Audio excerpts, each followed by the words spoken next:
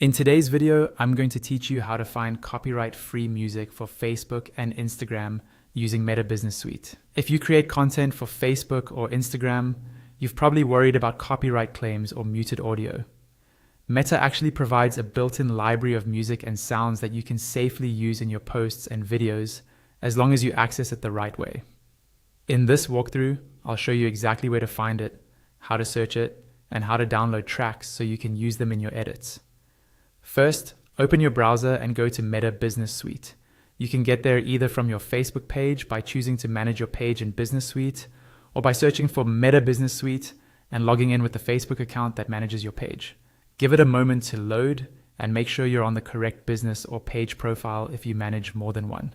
Once you're on the main home screen of Meta Business Suite, look for the option called All Tools. This is usually on the left-hand side or in a Tools menu, depending on the current layout. Click on All Tools to open a full list of the different features that Meta offers for business accounts. This section is where Meta keeps a lot of the lesser-known tools, including the one we're interested in. From the tools list, scroll until you find something called Sound Collection. The exact placement might change over time, but it's typically under a media or content section. Go ahead and click on Sound Collection.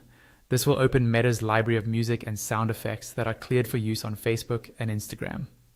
Inside Sound Collection, you'll see a list of tracks, along with details like the track title, duration, and sometimes mood or genre. You can usually filter or search by genre, mood, length, or vocals to find something that fits your content. Take a moment to preview a few tracks by hitting the play button next to them, and choose one that matches the style and pace of your video. Once you've found a track you like, look for the download option next to that track. Click download, and the file will be saved to your computer, usually in your default downloads folder.